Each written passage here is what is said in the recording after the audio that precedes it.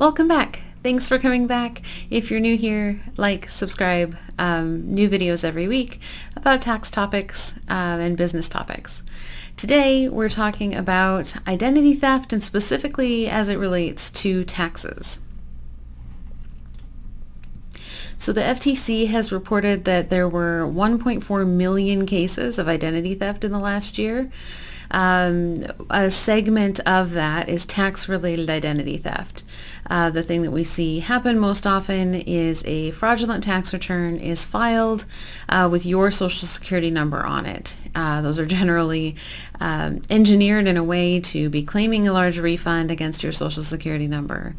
You usually find out about this either by receiving an e-file rejection when you try to e-file your tax return and the rejection says another tax return has already been filed under your social security number, or sometimes you'll receive a letter in the mail from the IRS that says, we need you to verify your identity, which basically means they've received another tax return under your social security number and they're trying to determine which one is the legitimate one, which one is the fraudulent one. So one thing that you can do, whether you've been impacted by this or not, is that you can request an identity protection PIN from the IRS, an IPPIN.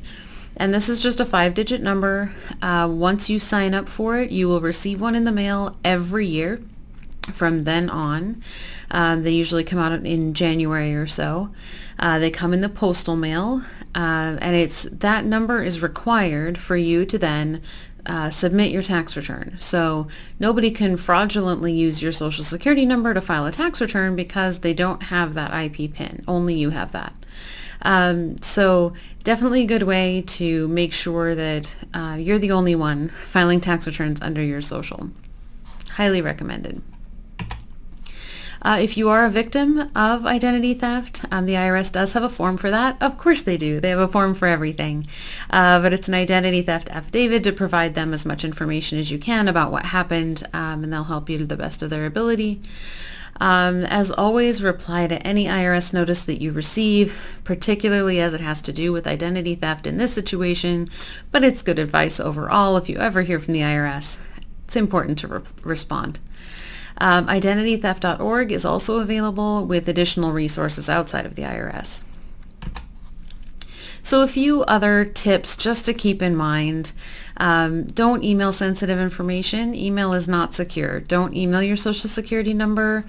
Don't email attachments that have your social security number on them.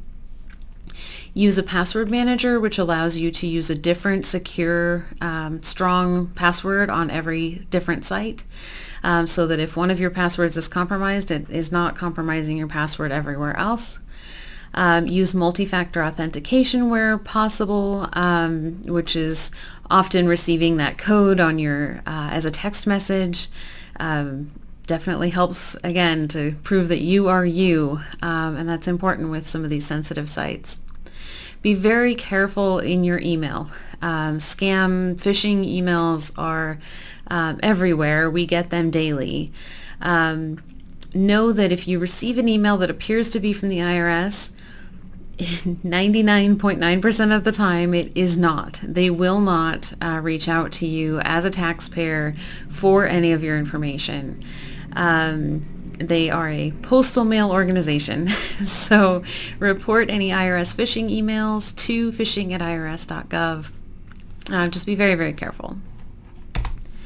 Any questions, anything that I missed, anything that we can tackle for next week, definitely let me know. I always look forward to comments. Enjoy the rest of your day. Hopefully you are safe from identity theft. Go get your IP PIN, and we'll see you next week. Bye.